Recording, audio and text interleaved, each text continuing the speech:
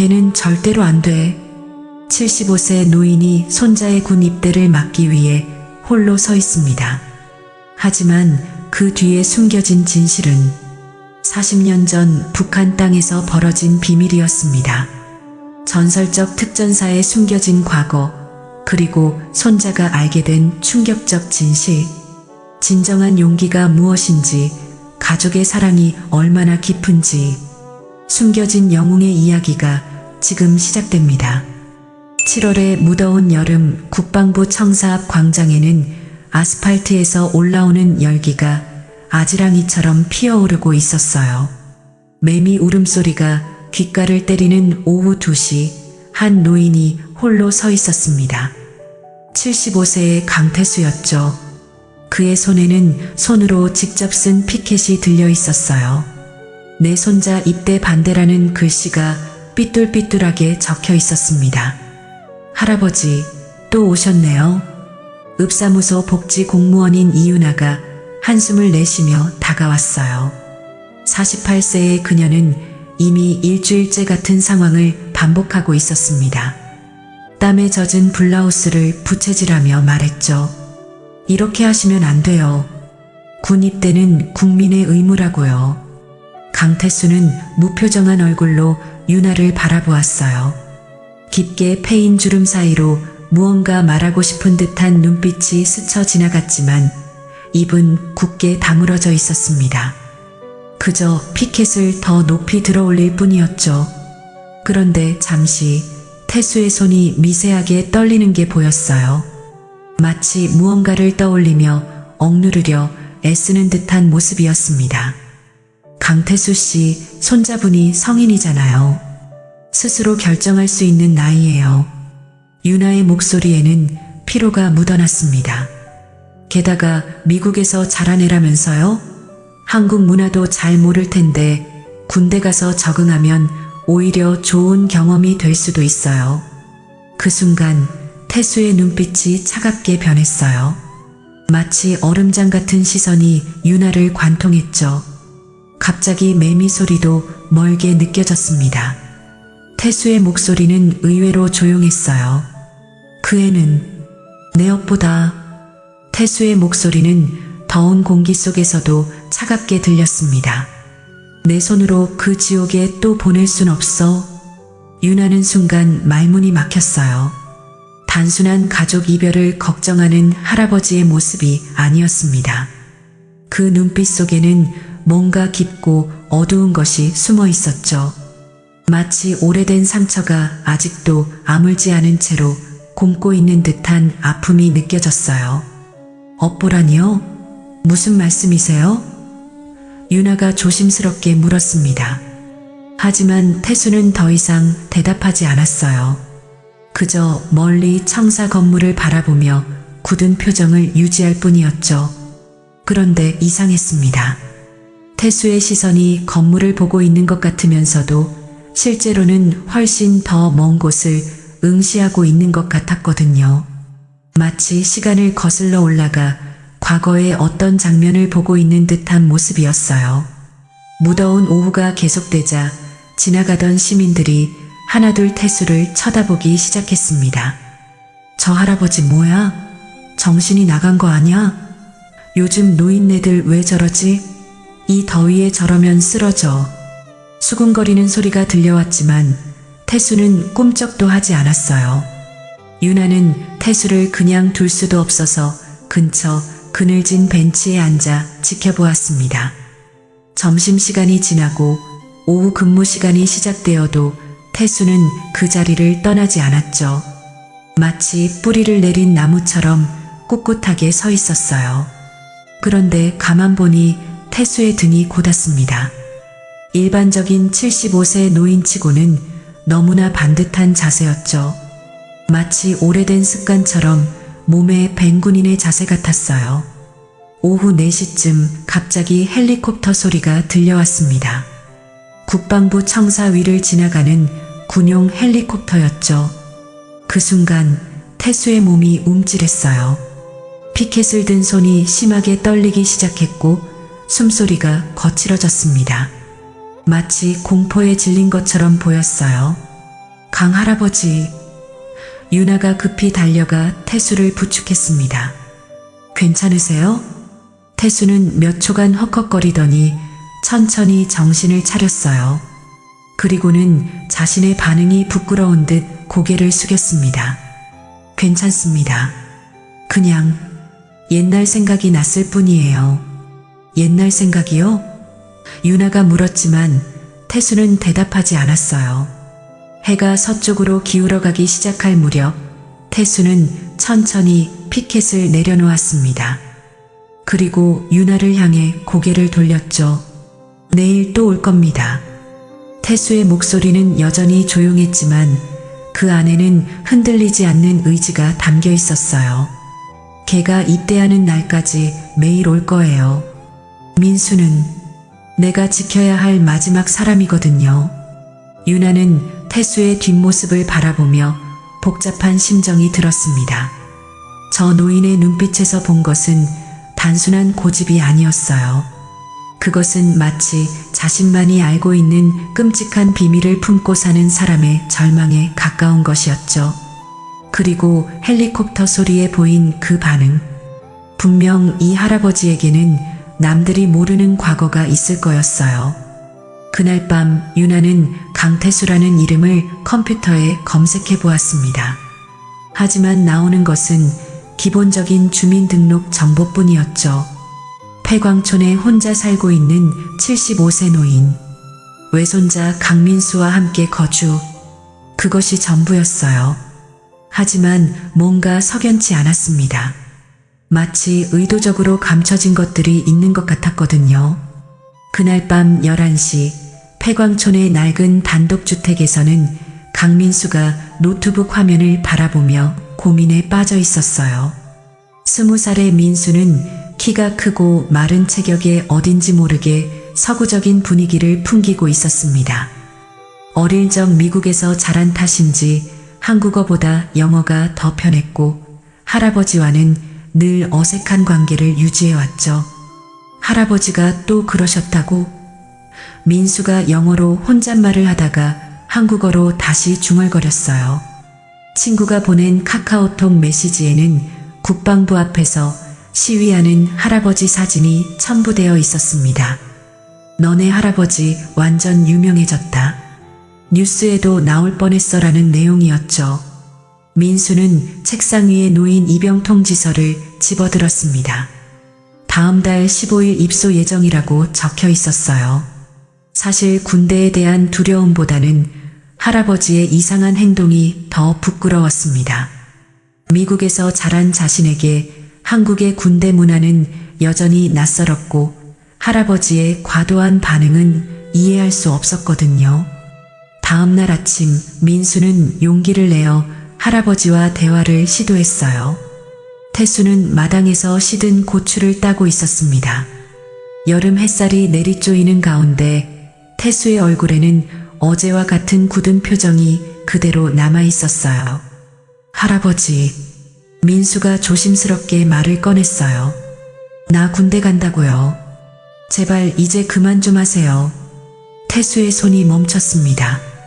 고추를 든 채로 민수를 바라보는 그의 눈빛에는 복잡한 감정이 섞여 있었어요. 사랑과 걱정, 그리고 뭔가 말할 수 없는 두려움 같은 것이 함께 어우러져 있었죠. 민수야. 태수의 목소리는 평소보다 더 낮았어요. 너는 몰라.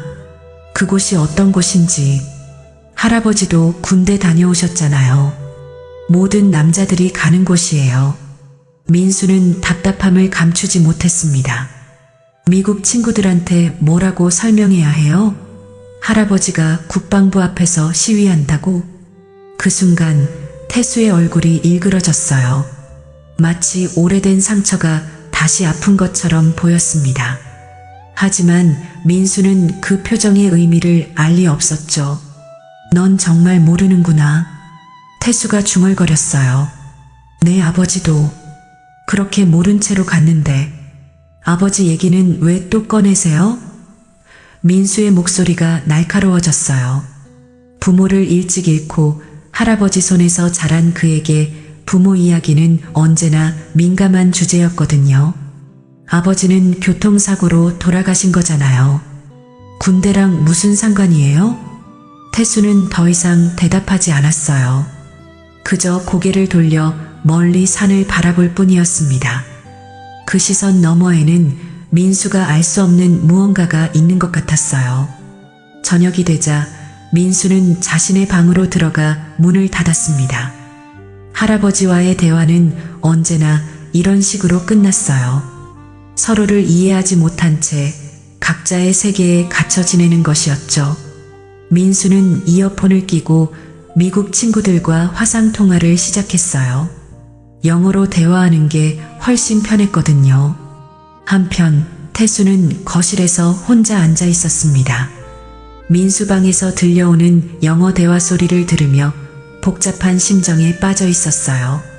손자는 여전히 자신을 이해하지 못했고 자신 역시 손자에게 진실을 말할 용기가 없었습니다. 밤이 깊어가자 태수는 조용히 일어나 집 뒤편 헛간으로 향했어요. 오래된 농기구들 사이에 숨겨진 나무 상자를 꺼냈습니다. 자물쇠가 녹슬어 있었지만 여전히 단단히 잠겨 있었어요. 태수는 주머니에서 작은 열쇠를 꺼내 조심스럽게 자물쇠를 열었습니다. 상자 안에는 오래된 물건들이 들어 있었어요. 녹슨 군번줄, 총탄이 박힌 군용 수첩, 그리고 작전명 흑월이라고 적힌 낡은 문서들. 하지만 가장 눈에 띄는 것은 피가 묻은 작은 사진이었습니다. 어린아이의 사진이었죠. 태수의 손이 떨리기 시작했어요. 사진을 들어 올리자 그의 눈에 눈물이 고였습니다. 그날 그 산에서 태수의 목소리는 헛간의 어둠 속에서 메아리 쳤어요. 나는 사람을 죽인 게 아니야. 죄 없는 아이였어. 사진 속 아이는 민수와 비슷한 나이로 보였습니다. 해맑게 웃고 있는 모습이었죠. 하지만 사진 한쪽 귀퉁이에는 핏자국이 선명하게 남아 있었어요. 태수는 사진을 가슴에 꼭 안고 흐느꼈습니다.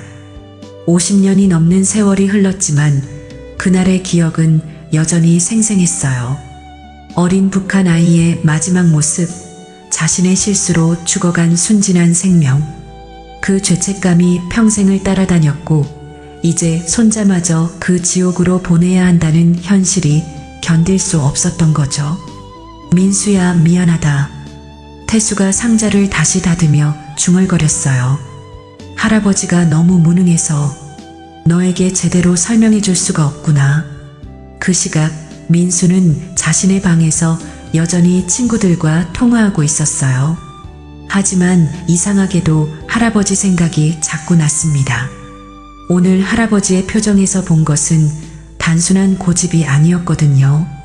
마치 무언가 끔찍한 비밀을 숨기고 있는 것 같았어요. 창밖으로 헛간에서 나오는 할아버지의 모습이 보였습니다. 달빛 아래서 굽은 등으로 걸어오는 그 모습이 어쩐지 쓸쓸해 보였어요. 민수는 문득 자신이 할아버지에 대해 정말 아무것도 모른다는 생각이 들었습니다. 입대일 당일 이른 아침부터 폐광촌은 이상하게 조용했어요. 강민수는 가방을 메고 현관문을 나서려 했지만 할아버지는 보이지 않았습니다. 어젯밤 늦게까지 헛간에서 뭔가 하고 있던 것 같았는데 아침에는 이미 집을 나간 상태였어요. 할아버지 또 국방부에 가셨나? 민수가 한숨을 쉬며 혼잣말을 했어요. 사실 작별 인사 없이 떠나는 게 차라리 나을 것 같았습니다. 어색한 이별보다는 조용히 가는 편이 서로에게 좋을 거라고 생각했거든요. 민수를 태우고 논산훈련소로 향하는 버스 안에서 다른 입대자들은 가족들과 마지막 인사를 나누고 있었어요. 어머니들은 눈물을 흘리며 아들을 걱정했고 아버지들은 격려의 말을 건네고 있었죠. 하지만 민수는 혼자였습니다. 창밖을 바라보며 미국에서 보낸 어린 시절을 떠올리고 있었어요. 그런데 이상했어요. 버스가 논산에 가까워질수록 민수의 마음이 불안해지기 시작했거든요. 할아버지의 마지막 눈빛이 자꾸 떠올랐습니다. 그 절망적인 표정 속에 숨겨진 무언가가 있는 것 같았어요. 오후 2시 논산 훈련소 정문 앞에 도착했습니다. 여름 햇살이 뜨겁게 내리쪼이는 가운데 수많은 가족들이 아들을 배웅하기 위해 모여 있었어요. 태극기가 바람에 펄럭이고 군가가 스피커에서 울려 퍼지고 있었습니다.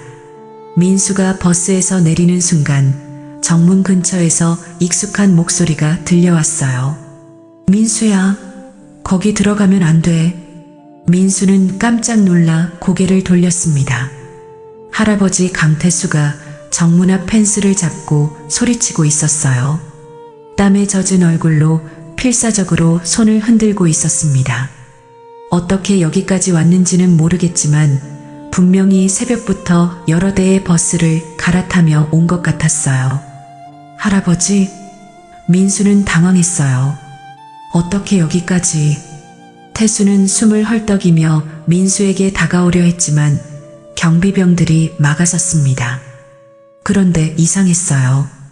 태수의 눈빛이 평소와 완전히 달랐거든요. 마치 현실이 아닌 다른 무언가를 보고 있는 것 같았어요. 민수야, 저기 들어가면 안 돼. 태수의 목소리는 절규에 가까웠어요. 그 산이야. 전부 똑같아.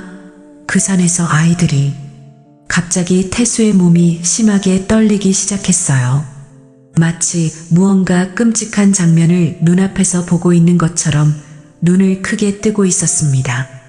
숨소리가 거칠어지고 손이 경련하듯 움직였어요. 그 산에서 태수가 중얼거렸어요. 총소리가, 아이가 쓰러져, 피가 너무 많이. 주변 사람들이 하나둘 이상한 시선으로 바라보기 시작했습니다. 민수는 얼굴이 빨개졌어요.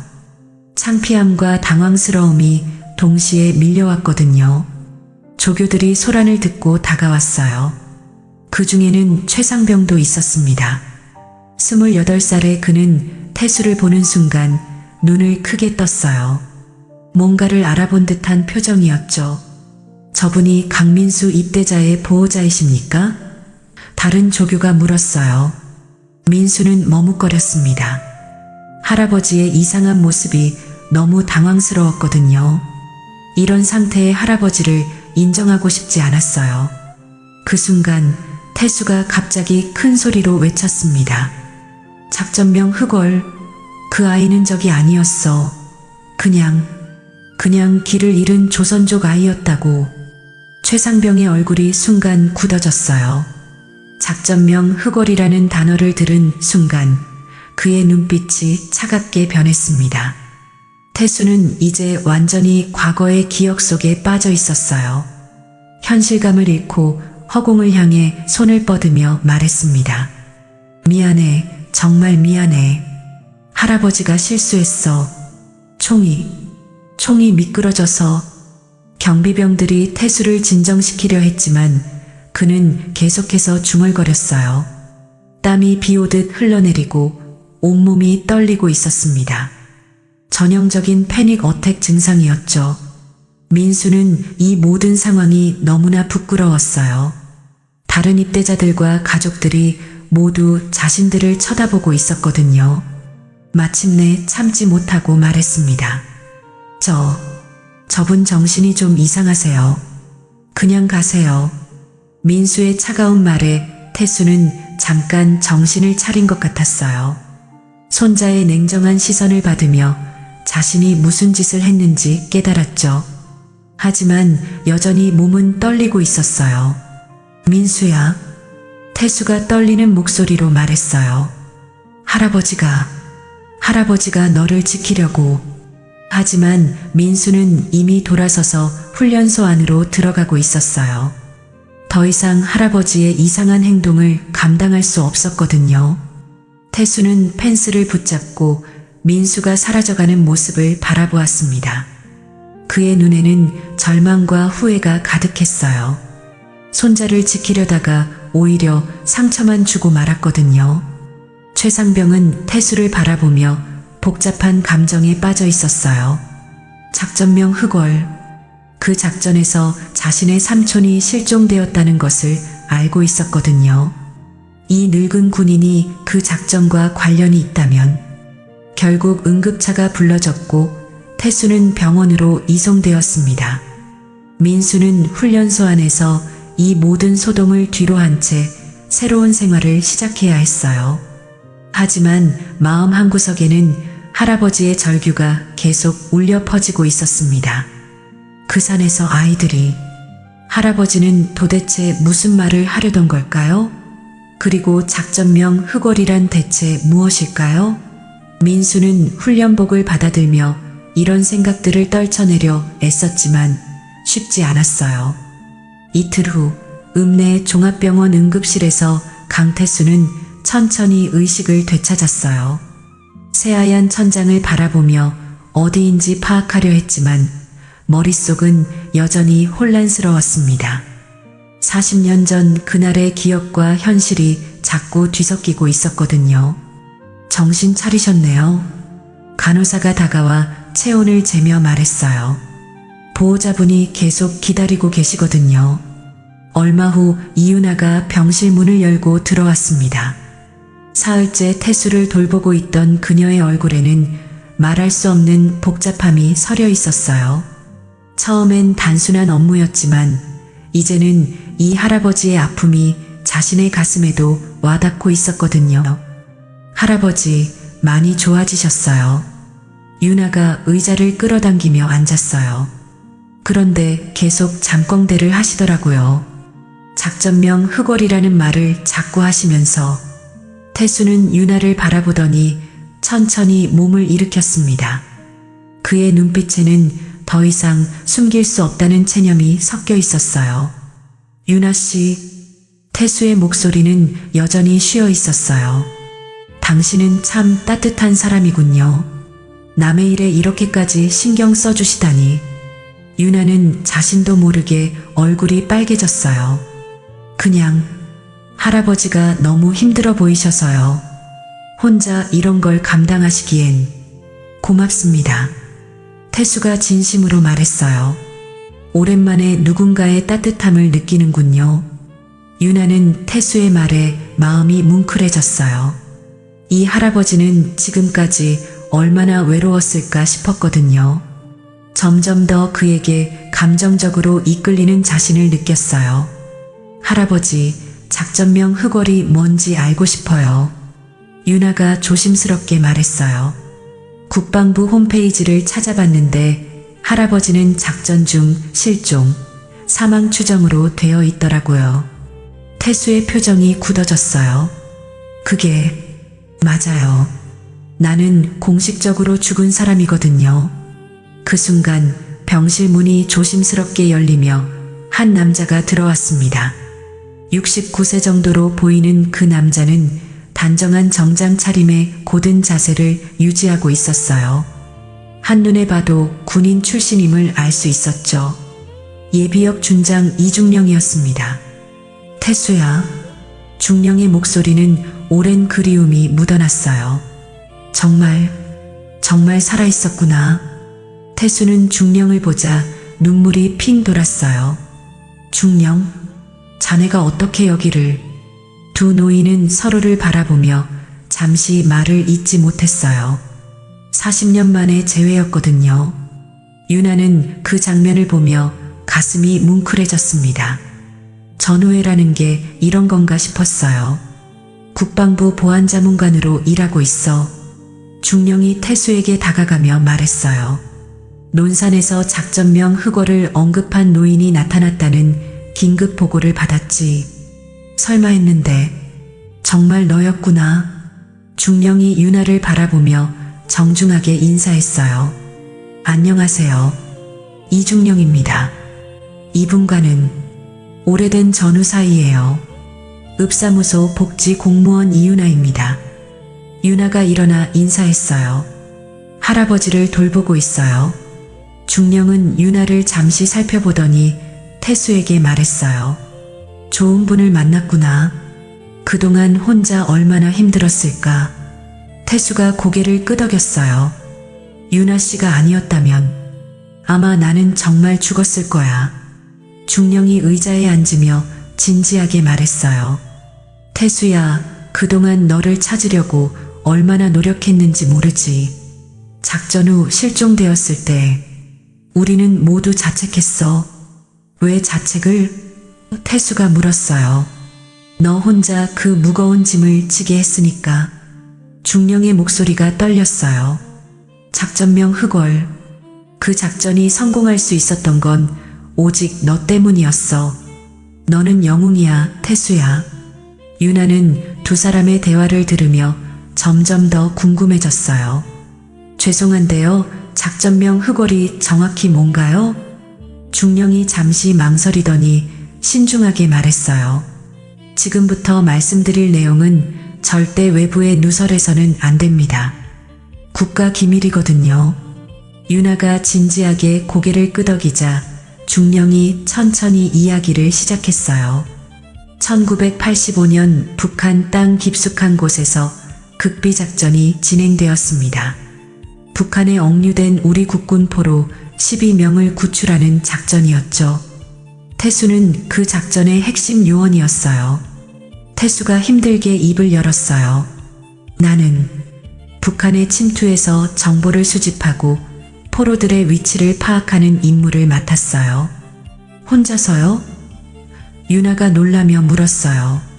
중령이 고개를 끄덕였어요. 태수는 특전사 중에서도 최고 중에 최고였어. 북한말도 완벽했고 체력도 뛰어났지. 무엇보다 의지가 강했어. 왜냐하면 중령이 잠시 태수를 바라보더니 조심스럽게 말했어요. 그 포로들 중에 태수의 아들이 있었거든. 유나는 깜짝 놀랐어요. 아들이요? 태수의 눈에 눈물이 고였어요. 민수 아버지, 내 아들이었어요. 최전방에서 정찰 임무를 하다가 포로로 잡혔지. 중령이 계속해서 설명했어요. 아버지로서 그리고 군인으로서 태수는 절대 포기할 수 없었어. 자기 아들을 구하기 위해 목숨을 걸고 북한 땅에 들어간 거야. 유나는 가슴이 뭉클해졌어요. 아들을 구하기 위해 혼자서 적진에 뛰어든 아버지의 마음이 어땠을까 싶었거든요. 작전은 성공했어요. 태수가 떨리는 목소리로 말했어요. 12명 모두 구출했어요. 내 아들도. 그럼 왜? 유나가 궁금해했어요. 태수의 얼굴이 일그러졌어요. 하지만 그 과정에서 아이가 죽었어요. 내 손으로. 어떤 아이요? 유나가 숨을 죽이며 물었어요. 조선족 마을을 지나다가 만난 10살 정도 된 아이였어요. 태수의 목소리가 떨렸어요. 길을 잃고 울고 있더라고요. 민수와 비슷한 나이였어요. 중령이 무거운 표정으로 이어받았어요. 그때 북한군 순찰대가 갑자기 나타났어. 태수는 발각될 위험에 처했고 아이가 무서워서 울음을 터뜨리려는 순간 너무 급하게 입을 막았어요. 태수가 고개를 떨어뜨렸어요. 발각되면 모든 게 끝나니까. 하지만 너무 세게. 그 아이가. 유나는 숨이 막혔어요. 태수가 의도치 않게 그 아이를 숨지게 만든 거였죠. 그 일로 태수는 완전히 무너졌어. 중령이 계속했어요. 아들은 구했지만 죄 없는 아이를 죽였다는 죄책감에 작전 후 실종되었지. 그럼 지금까지 어떻게 살아오신 거예요? 유나가 물었어요. 태수가 힘없이 대답했어요. 새로운 신분으로 폐광촌에 숨어 살았어요. 그 아이 생각에 미칠 것 같아서. 중령의 목소리가 더욱 무거워졌어요. 그런데 몇 년 후 태수가 목숨 걸고 구한 아들이 교통사고로 세상을 떠났어. 태수가 주먹을 꽉 쥐며 말했어요. 내가 구한 내 아들도 결국 죽었어. 그럼 그 아이는, 그 순진한 아이는 왜 죽어야 했던 거야? 유나는 태수의 절규를 들으며 눈물이 났어요. 아들을 구하기 위해 다른 아이를 죽이고 그 아들마저 잃은 아버지의 마음이 어떨지 상상조차 할 수 없었거든요. 그래서 민수를 절대 군대에 보낼 수 없는 거군요. 유나가 이해했다는 듯 말했어요. 손자마저 잃을까봐. 중령이 유나를 바라보며 말했어요. 이분을 좀 도와주세요. 태수는 나라를 위해, 아들을 위해 모든 걸 바친 진짜 영웅이에요. 하지만 그 대가가 너무 컸어요. 유나의 눈시울이 붉어졌어요. 이제 자신의 감정이 단순한 동정이 아니라는 걸 깨달았어요. 네, 당연히 도와드려야죠. 이제는 용서받게 해야죠. 태수가 창밖을 바라보며 중얼거렸어요. 민수가 이런 할아버지를 용서해 줄까? 사람을 죽인 할아버지를. 중령이 단호하게 말했어요. 용서받을 수 있어. 하지만 먼저 민수에게 진실을 말해야 해. 내가 어떤 사람인지, 왜 그렇게 걱정하는지 말이야. 병실에는 깊은 침묵이 흘렀습니다. 40년간 숨겨온 진실이 드디어 빛을 보았지만 이제 가장 어려운 일이 남아 있었어요. 손자와의 화해였죠. 강민수가 논산훈련소에 입소한 지 사흘째 되는 날 새벽 5시 기상 나팔이 울려 퍼졌어요. 하지만 민수는 침상에서 일어나지 못하고 있었습니다. 밤새 할아버지의 절규가 귓가에 맴돌아서 한숨도 제대로 잘 수 없었거든요. 강민수, 왜 안 일어나? 조교 최상병이 큰 소리로 외쳤어요. 28살의 그는 민수를 바라보는 눈빛이 유독 차갑게 느껴졌습니다. 첫날부터 할아버지가 난리치더니 이제 본인도 문제네. 민수는 황급히 일어나 정렬에 참가했지만 몸이 제대로 따라주지 않았어요. 할아버지가 외쳤던 그 말들이 자꾸 떠올랐거든요. 그 산에서 아이들이, 작전명 흑월, 대체 무슨 의미였을까요? 정신 차려. 최상병이 민수의 어깨를 거칠게 흔들었어요. 군대가 장난인 줄 아나? 할아버지 뒤에 숨어서 살던 녀석이. 다른 훈련병들이 웅성거리기 시작했어요. 민수의 첫인상이 좋지 않았던 터라 모두들 거리를 두고 있었습니다. 미국에서 자란 민수에게는 이런 집단 생활이 더욱 힘들게 느껴졌어요. 최상병은 입소 첫날부터 민수에게 좋지 않은 감정을 가지고 있었어요.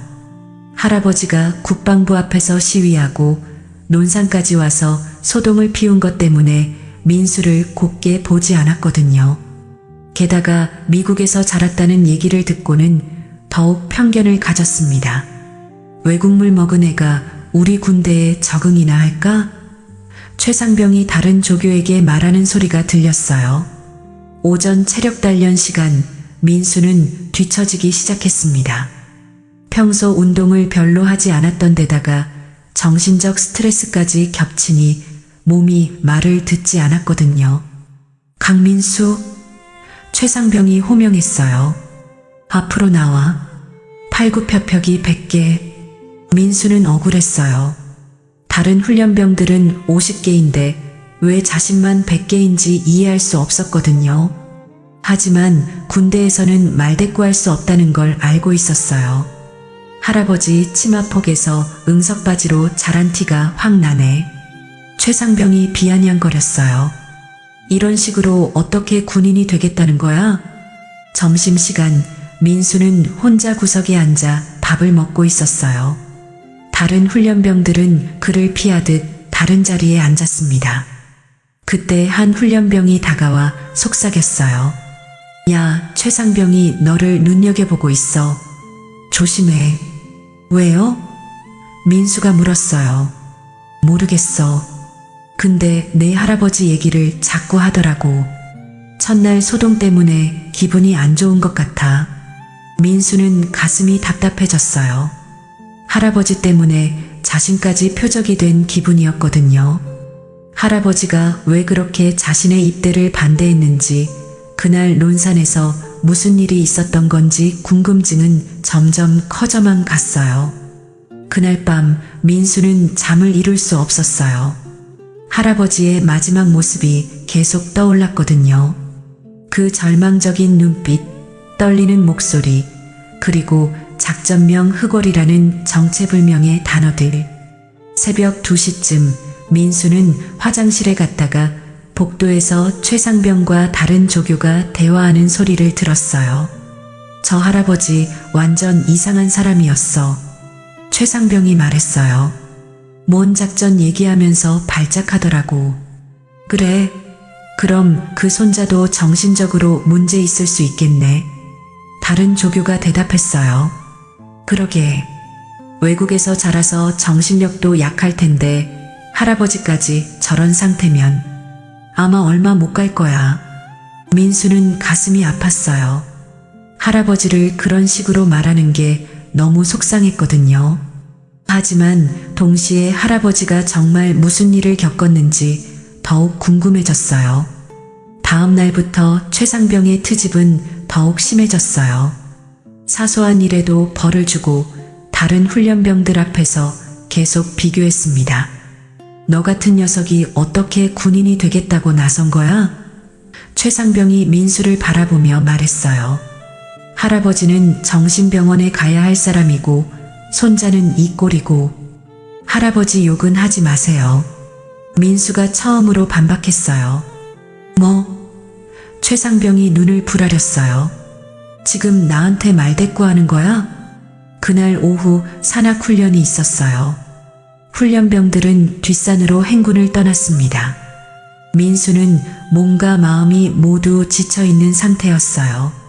할아버지에 대한 걱정과 궁금증, 그리고 최상병의 지속적인 괴롭힘 때문에 정신이 혼란스러웠거든요. 며칠간 제대로 먹지도 자지도 못한 민수는 체력이 바닥났어요. 다른 훈련병들과의 거리도 점점 벌어졌고 혼자 뒤처지기 시작했습니다. 산길을 오르던 중 민수는 갑자기 어지러움을 느꼈어요. 다리에 힘이 풀리고 시야가 흐려지기 시작했습니다.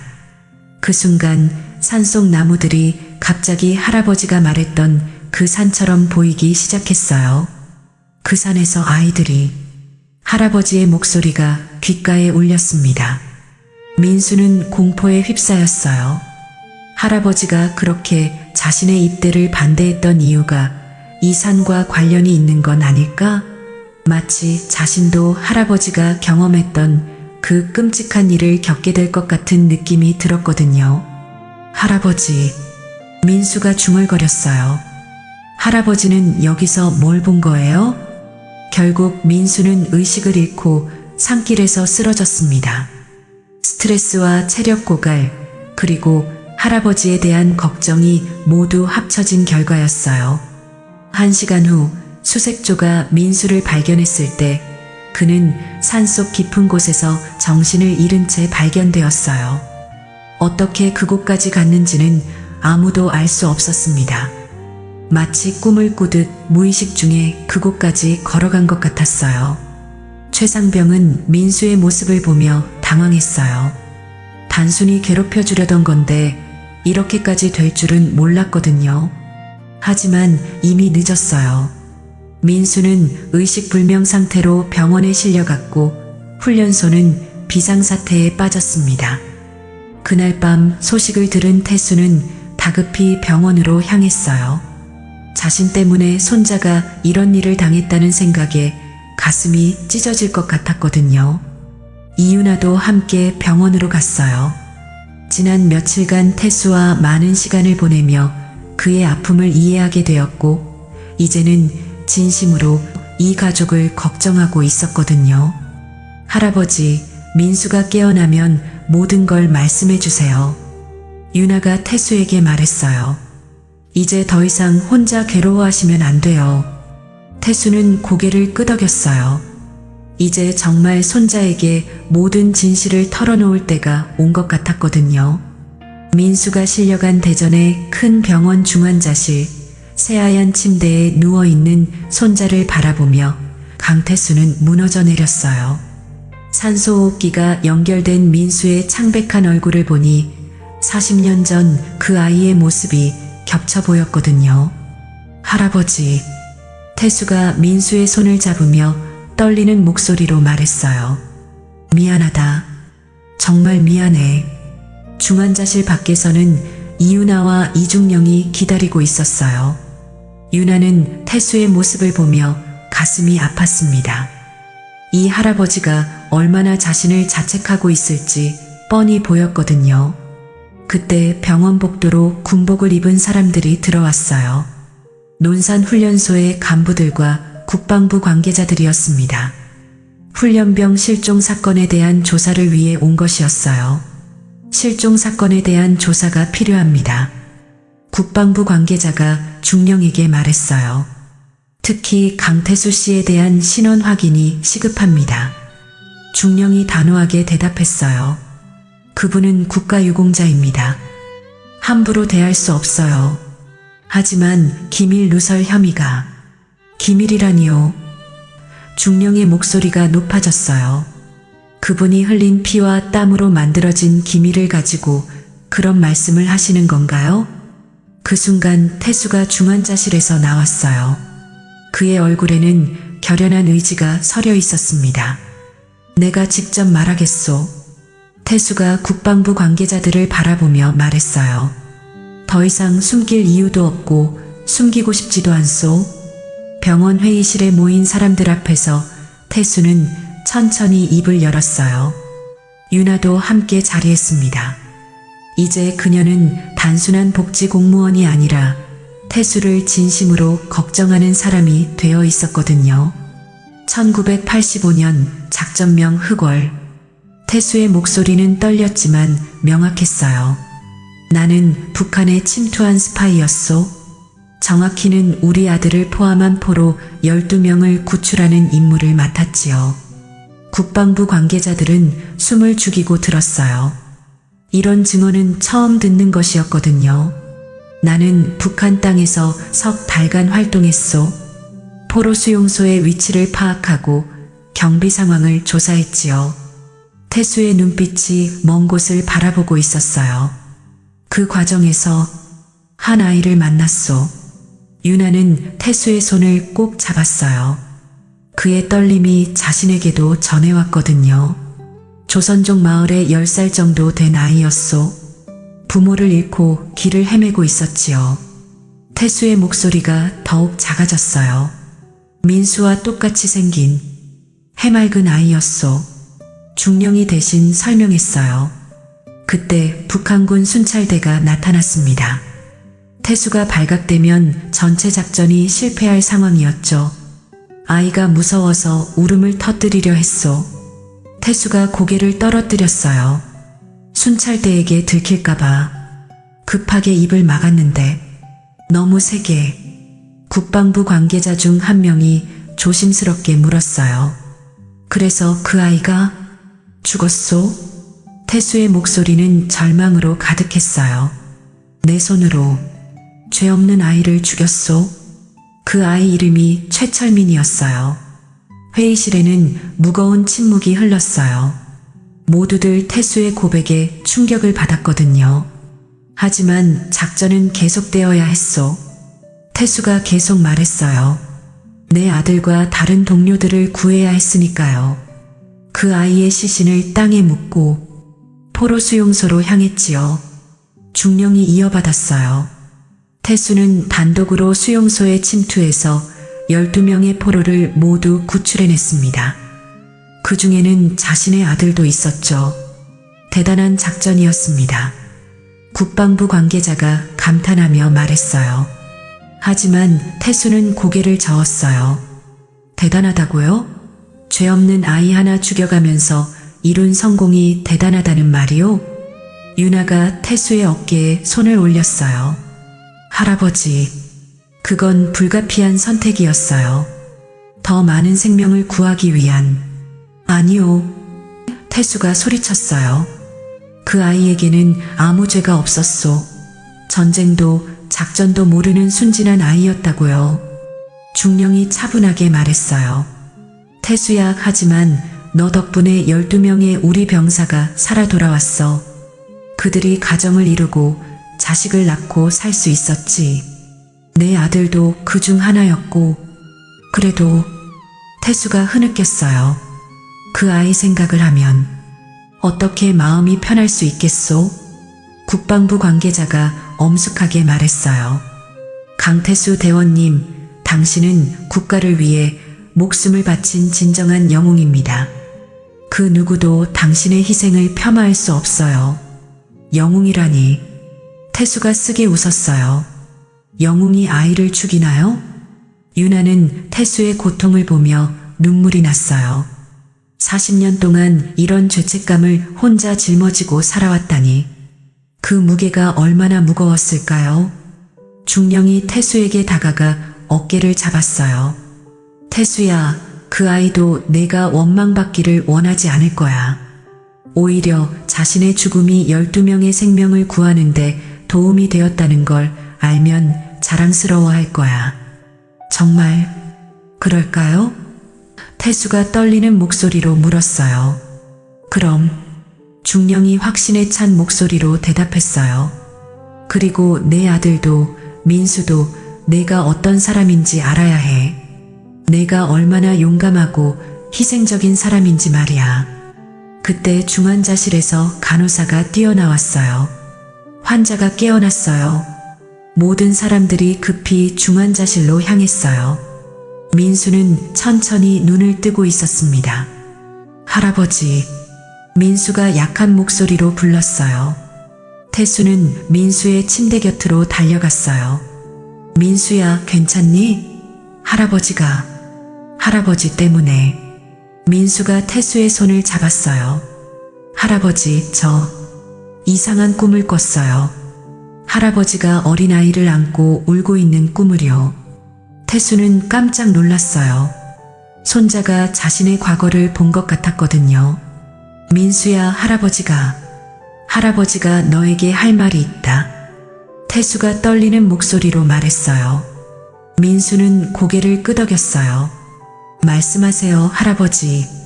이제 저도 들을 준비가 되었어요. 유나는 그 장면을 보며 가슴이 뭉클했어요. 드디어 할아버지와 손자가 진실을 나누게 된 거였죠. 중령이 다른 사람들에게 조용히 나가자고 손짓했어요. 이제는 가족끼리만의 시간이 필요했거든요. 할아버지, 민수가 말했어요. 저 이제 알고 싶어요. 할아버지가 누구신지, 왜 그렇게 저를 걱정하셨는지. 태수는 마침내 마음의 준비를 했어요. 40년 동안 숨겨온 모든 것을 손자에게 털어놓을 때가 온 거였죠. 민수야, 할아버지는. 태수가 천천히 입을 열었어요. 내 아버지를 구하기 위해 북한에 들어갔었단다. 그리고 그 과정에서 끔찍한 실수를 했어. 민수는 진지하게 들었어요. 이제 할아버지의 모든 이야기를 받아들일 준비가 되어 있었거든요. 유나는 문 밖에서 그 모습을 지켜보며 기도했어요. 이 가족이 서로를 이해하고 용서할 수 있기를, 그리고 태수의 오랜 상처가 치유될 수 있기를 말이에요. 석 달 후 가을바람이 논산 훈련소를 스쳐 지나가고 있었어요. 강민수는 치료를 마치고 다시 부대로 복귀했습니다. 그동안 할아버지와의 긴 대화를 통해 모든 진실을 알게 된 민수의 눈빛은 예전과 달라져 있었어요. 더 이상 어린아이가 아니라 깊은 상처와 아픔을 이해하는 청년이 되어 있었거든요. 병원에서 할아버지로부터 들은 이야기는 충격적이었어요. 북한 땅에서 벌어진 작전명 흑월, 그 과정에서 죽은 조선족 아이 최철민, 그리고 아버지를 구하기 위해 목숨을 걸고 싸웠던 할아버지의 모습까지. 민수는 할아버지가 평생 짊어지고 살아온 죄책감의 무게를 조금이나마 이해할 수 있었어요. 할아버지는 영웅이에요. 민수가 병원에서 할아버지에게 말했던 것이 기억났어요. 나라를 위해, 아버지를 위해 목숨을 걸고 싸우셨잖아요. 하지만 태수는 고개를 저었었죠. 영웅이라니. 죄 없는 아이를 죽인 사람이 무슨 영웅이냐? 그럼 할아버지가 구하신 12명의 생명은 어떻게 생각하세요? 그 중에는 제 아버지도 있었잖아요. 민수의 말에 태수는 말문이 막혔었어요. 그 대화 이후 민수는 할아버지를 완전히 다른 시각으로 보게 되었어요. 그저 고집센 노인이 아니라 나라를 위해 모든 것을 바친 진정한 군인이었다는 걸 깨달았거든요. 이제 논산훈련소 입소식장에 다시 선 민수는 전과 다른 마음가짐이었어요. 할아버지의 아픔을 이해하고 동시에 그 아픔을 치유해드리고 싶다는 마음이 가득했거든요. 입소식이 시작되기 전 민수는 훈련소 입구에서 익숙한 모습을 발견했어요. 강태수가 조용히 서 있었습니다. 하지만 이번에는 피켓을 들고 있지 않았어요. 그저 손자를 바라보며 조용히 미소 짓고 있을 뿐이었죠. 민수는 할아버지에게 다가가 정중하게 인사했어요. 할아버지, 와주셔서 감사해요. 민수야. 태수의 목소리는 떨렸어요. 정말 괜찮겠니? 할아버지는 아직도 괜찮아요. 민수가 단호하게 말했어요. 이제 저도 할아버지의 마음을 이해해요. 그리고 할아버지가 자랑스러워요. 그때 이윤아가 태수 곁으로 다가왔어요. 지난 석 달 동안 그녀는 태수와 많은 시간을 보냈습니다. 처음엔 업무적 관심이었지만 이제는 진심으로 이 할아버지를 아끼게 되었거든요. 태수도 윤아를 통해 조금씩 마음의 문을 열고 있었어요. 할아버지, 긴장하지 마세요. 윤아가 따뜻하게 말했어요. 민수가 잘할 거예요. 태수는 윤아를 바라보며 고마움을 표했어요. 윤아 씨가 아니었다면 나는 아직도 혼자 괴로워하고 있었을 거예요. 입소식이 시작되었어요. 태극기가 바람에 펄럭이고 군가가 웅장하게 울려 퍼졌습니다. 수많은 훈련병들이 줄을 서서 입장하고 있었어요. 연병장에는 새로운 분위기가 감돌고 있었어요. 최상병은 이미 다른 부대로 전속되었고 민수 사건에 대한 반성으로 훈련소 전체의 교육 방식도 많이 개선되었거든요. 훈련병들을 더 인격적으로 대하려는 노력이 곳곳에서 보였어요. 입소식 도중 갑자기 소란이 일어났어요. 한 훈련병이 큰 소리로 외쳤거든요. 저기 계신 분, 혹시 강태수 대원님 아니세요? 모든 사람들의 시선이 태수에게 집중되었어요. 태수는 당황했지만 그 훈련병이 다가와 정중하게 경례를 올렸습니다. 제 할아버지가 작전명 흑월에서 구출되신 분 중 한 명이에요. 그 훈련병이 감격에 찬 목소리로 말했어요. 할아버지께서 평생 은인이라고 말씀하셨어요. 순간 연병장이 술렁이기 시작했어요. 작전명 흑월이라는 이름을 아는 사람들이 있었거든요.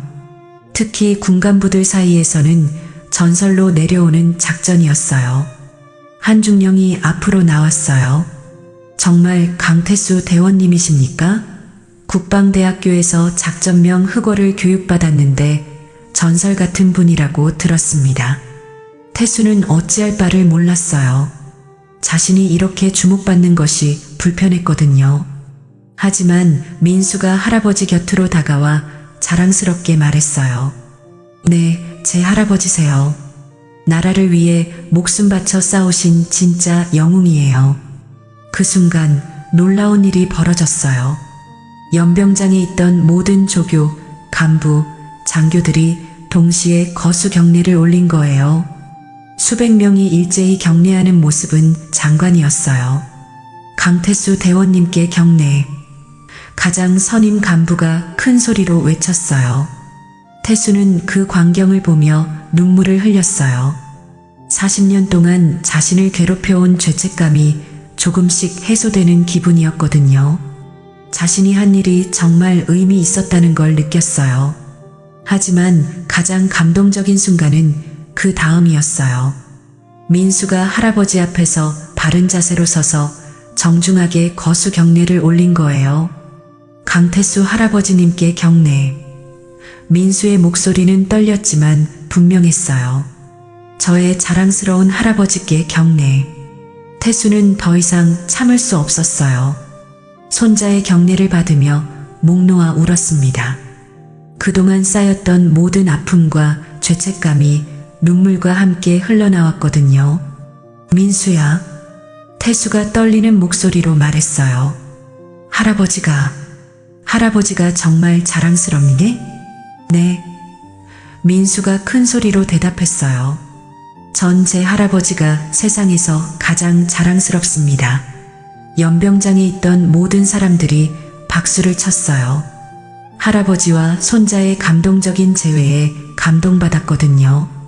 그 박수 소리는 마치 태수의 지난 고통을 위로하는 것 같았어요. 이윤아도 눈물을 흘리며 박수를 쳤어요. 지난 석 달 동안 태수와 함께 보내며 그의 아픔을 가장 가까이서 지켜본 사람이었거든요. 이제 그 아픔이 치유되는 모습을 보니 자신도 모르게 눈물이 났어요. 훈련소장이 직접 태수에게 다가왔어요. 대원님, 정말 영광입니다. 저희 훈련소에서 이런 분을 모실 수 있어서요. 아닙니다. 태수가 고개를 숙였어요. 저는 많은 실수를 한 사람입니다. 무슨 말씀이세요? 훈련소장이 단호하게 말했어요. 대원님은 우리나라의 진짜 영웅이십니다. 그 누구도 대원님의 희생을 폄하할 수 없어요. 그때 이중령이 연병장으로 들어왔어요. 소식을 듣고 급히 달려온 것이었죠. 그는 태수의 모습을 보며 흐뭇하게 미소 지었어요. 태수야, 정말 자랑스럽다. 중령이 다가와 태수의 어깨를 잡았어요. 이제야 내가 받아야 할 대우를 받는구나. 중령? 태수가 감격했어요. 중령이 연병장의 모든 사람들을 향해 큰 소리로 말했어요. 여러분, 이분이 바로 작전명 흑월의 영웅 강태수 대원입니다. 나라를 위해 목숨을 바치고 12명의 동료를 구출한 진정한 군인입니다. 연병장에 다시 한번 우렁찬 박수가 터져나왔어요. 태수는 그 순간을 평생 잊지 못할 거예요. 40년 동안 숨어 살았던 자신이 드디어 인정받는 순간이었거든요. 민수는 할아버지의 손을 꼭 잡았어요. 할아버지, 이제 당당하게 사세요. 할아버지는 영웅이에요. 태수는 민수를 바라보며 말했어요. 민수야, 이제 할아버지도 내가 군인이 되는 걸 응원할게. 하지만, 네? 민수가 물었어요. 부디 할아버지처럼 괴로워하는 일은 없기를 바란다. 태수의 목소리에는 간절함이 담겨 있었어요. 민수가 고개를 끄덕였어요. 할아버지의 아픔을 헛되게 하지 않을게요. 정말 자랑스러운 군인이 되겠어요. 입소식은 그렇게 감동적으로 마무리되었어요. 태수는 더 이상 과거에 얽매이지 않기로 결심했습니다. 그리고 민수는 할아버지의 아픔을 이해하고 그를 더욱 존경하게 되었어요. 그날 저녁 태수와 유나 그리고 이중령은 함께 저녁을 먹었어요. 오랜만에 태수의 얼굴에 편안한 미소가 떠올랐거든요. 이제 정말 괜찮을 것 같아요. 유나가 말했어요. 네, 고맙습니다. 태수가 진심으로 말했어요. 유나 씨가 아니었다면 이런 날이 올 수 있었을까요? 이중령이 웃으며 말했어요. 태수야, 이제 새로운 시작이야. 과거에 매여 있지 말고 앞으로 나아가자. 태수는 고개를 끄덕였어요. 40년간의 긴 터널을 지나 드디어 빛을 본 기분이었거든요. 1년이 흘렀어요. 겨울이 지나고 봄이 다시 찾아온 어느 화창한 날, 폐광촌에는 새로운 변화가 일어나고 있었습니다. 강태수는 더 이상 혼자 지내지 않았어요. 이윤아가 매주 찾아와 함께 시간을 보내고 있었고, 이제는 서로에게 없어서는 안 될 존재가 되어가고 있었거든요. 할아버지, 오늘도 복지회관에 가시는 거죠? 유나가 태수의 옷깃을 정리해주며 물었어요. 두 사람 사이에는 이제 가족 같은 따뜻함이 흐르고 있었습니다. 그래야지. 태수가 환한 미소를 지으며 답했어요. 오늘은 새로 입대한 아이들이 온다고 했거든. 태수는 이제 매주 화요일과 목요일마다 읍내 복지회관에서 특별한 일을 하고 있었어요. 현역 군인 심리안정 지원 봉사라는 프로그램을 직접 만들어서 운영하고 있었거든요. 군 복무 중인 젊은 장병들이 겪는 어려움을 상담해주고 자신의 경험담을 나누는 일이었어요. 복지회관에 도착하자 이미 서너 명의 젊은 현역 군인들이 기다리고 있었어요. 모두 외박이나 휴가를 나온 상태였죠. 그들의 얼굴에는 군 생활에 대한 고민과 스트레스가 서려 있었습니다. 어서 오세요. 태수가 따뜻하게 인사했어요. 편하게 앉으세요. 첫 번째 젊은이가 조심스럽게 입을 열었어요. 할아버지, 저희 부대에 정말 무서운 선임이 있어요. 매일 괴롭힘을 당해서 잠도 못 자겠어요. 태수는 그의 이야기를 차근차근 들어주었어요. 그 선임이 왜 그럴까? 혹시 너에게만 그러니? 아니에요. 다른 후임들에게도 그래요. 근데 저는 특히 더 심하게 당하는 것 같아요. 그럴 때는 어떻게 해야 할까? 태수가 다른 젊은이들에게 물었어요. 두 번째 젊은이가 대답했어요. 참는 수밖에 없죠. 군대니까. 아니야. 태수가 고개를 저었어요. 무조건 참는 게 능사가 아니야. 할아버지도 군 생활할 때 어려운 선임들이 있었지. 하지만 그럴 때일수록 내가 먼저 다가가 보는 게 어떨까? 다가간다는 게 무슨 뜻이에요? 첫 번째 젊은이가 물었어요. 태수가 자신의 경험을 들려주기 시작했어요. 할아버지가 처음 군대에 갔을 때 정말 무서운 고참이 있었어. 매일 혼나고 벌을 받고. 그런데 어느 날 그 고참이 아픈 걸 봤지. 젊은이들이 집중해서 들었어요. 감기에 걸려서 고생하고 있더라고. 그래서 할아버지가 조용히 감기약을 구해다가 드렸어. 그때부터 그 고참이 달라지기 시작했지. 알고 보니 그 사람도 힘든 일이 많았던 거야. 정말요? 젊은이들이 놀라며 물었어요. 그래. 사람은 누구나 힘들 때가 있어. 특히 군대에서는 더욱 그렇지. 그 선임도 분명 어떤 스트레스가 있을 거야. 한번 진심으로 대화해 보려고 노력해봐. 세 번째 젊은이가 다른 고민을 털어놓았어요. 할아버지, 저는 집이 너무 그리워요. 특히 어머니가 혼자 계시는데 제가 없어서 얼마나 외로우실까 생각하면. 태수의 눈빛이 부드러워졌어요. 집 생각 나는 게 당연하지. 할아버지도 그랬어. 특히 처음 북한에 들어갔을 때는. 태수가 잠시 멈췄다가 계속 말했어요. 하지만 내가 지금 하고 있는 일이 얼마나 소중한지 생각해봐. 내가 나라를 지키고 있기 때문에 어머니가 안전하게 지낼 수 있는 거야. 그게 진짜 효도 아닐까? 젊은이의 눈에 눈물이 맺혔어요. 그렇게 생각해 본 적이 없었어요. 그리고 군대에서 배우는 것들이 헛되지 않을 거야. 책임감, 인내심, 동료애. 이런 것들은 나중에 사회에 나가서도 큰 힘이 될 거야. 네 번째 젊은이가 손을 들었어요. 할아버지, 저는 군대 생활이 너무 힘들어서 그만두고 싶어요. 매일 똑같은 일상의 반복이고 자유도 없고. 태수가 진지하게 바라보며 물었어요.